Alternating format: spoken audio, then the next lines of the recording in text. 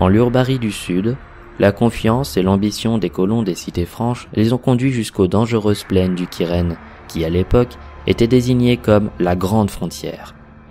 Ces grandes étendues de verdure attiraient les fermiers et les éleveurs de bêtes, ainsi que les aventuriers qui exploraient ce pays. L'un de ces groupes s'est aventuré dans une cave quelque part au fond de la zone montagneuse que sont les pics sifflants. Des vouivres et d'autres animaux chassaient et se reproduisaient là-bas, s'attaquant aux animaux de ferme qui empiétaient sur leur territoire. Préférant les abattre plutôt que de se déplacer, les Francs engagèrent les traqueurs qui poursuivirent ces créatures jusque dans les profondeurs des montagnes.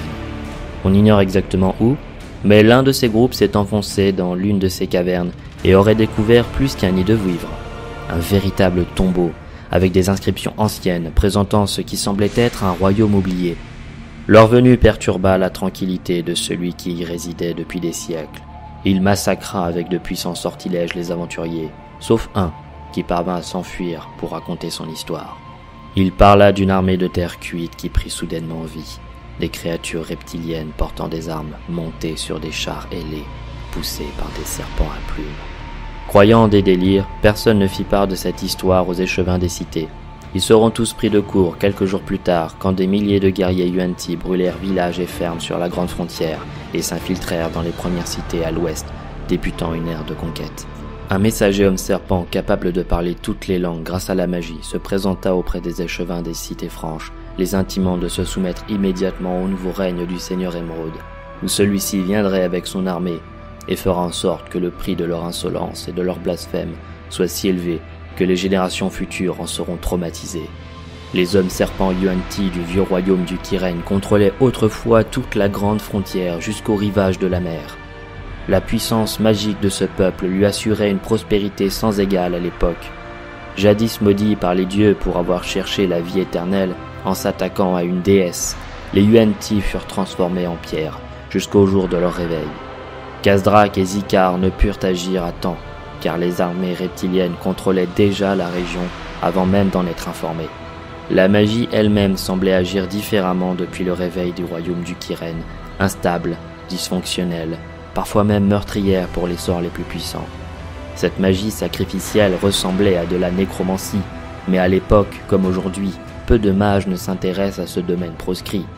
L'invasion fut douloureuse. Si la plupart déposèrent les armes, ne disposant pas des forces nécessaires pour la victoire, d'autres résistèrent devant la cruauté macabre des sacrifices et à Sentra, le dieu serpent maléfique. Les Yuan-ti étaient trop nombreux, leur magie démoniaque puissante. En 170, à peine 3 mois depuis le réveil, un nouvel ordre s'établit dans les cités franches, qui perdirent dans le même temps ce qualificatif. La chute de ce nouveau royaume sera aussi brutale que sa résurrection, et tout autant incompréhensible. Durant les 8 années d'occupation, les Yuan-ti, dirigés par leur seigneur Émeraude, réorganisèrent les cités, instaurant l'esclavage, fermant les frontières et alimentant la magie noire par des exécutions rituelles sur des autels sanglants. Cette période traumatisa, encore aujourd'hui, les Francs, promesse tenue par le messager. Les Yuan-ti peuvent à volonté changer leur forme, entre celle de serpent et celui de humanoïde, ce qui déstabilisa encore plus les colons qui redoutèrent les espions et la police secrète du Kyrène. Tous les Yuan-ti n'étaient pas des monstres, et certains avaient même de la compassion pour les autres races, et même du dégoût, voire de la haine pour le seigneur Émeraude et son règne dictatorial. Les cellules résistantes étaient traquées, mais il en existe une qui ne courba jamais. Dirigée par un certain Nildur, dont on ignore l'ethnie, ces rôdeurs parcouraient les campagnes et les forêts, embusquant les convois pour libérer les prisonniers et les esclaves, assassinant les officiers, les sorciers et les prêtres Yuan-ti, allant jusqu'à réduire en cendres certains temples consacrés à Sentra le Vil.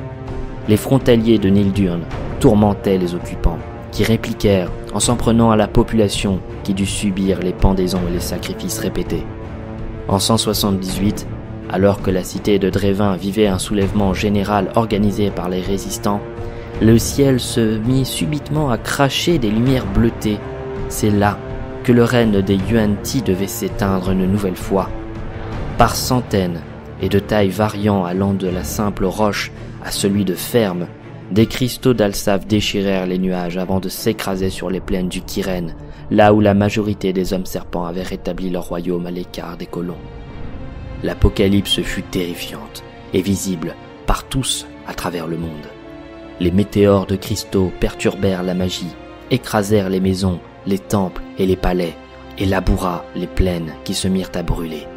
La poussière de cet événement prit des jours et des jours avant de retomber. L'air devint irrespirable et les victimes se comptèrent en centaines de milliers. Les cités franches et le reste de la Lurbarie furent également touchés, mais peu en comparaison des renommées mortes plaines du Kyrène, comme si le royaume du Seigneur Émeraude avait été précisément visé. Incapables de se défendre, les hommes serpents occupant les cités coloniales furent pris dans la tourmente du chaos qui en résulta et furent chassés ou exécutés par les habitants, à l'exception des Yuan-ti qui avaient aidé les colons et organisé la résistance. La vengeance avait été rapide et les hommes serpents durent fuir dans les montagnes des pics sifflants, leur nouvelle demeure depuis cette époque. On ignore si le Seigneur Émeraude est toujours vivant, ni ce qui provoqua ce cataclysme. L'arrivée soudaine, puis la chute des Yuan-ti accompagnée de la pluie d'Alsace, finit de marquer au fer rouge l'histoire de cette région. Qui sont-ils? D'où viennent-ils? Et quelle est la part de hasard dans leur défaite? C'est une question en suspens, mais désormais les colons devront faire attention, car même si les mortes plaines du Kyrène n'abritent plus beaucoup de Yuan-ti, ils sont toujours là, patients comme à leur habitude.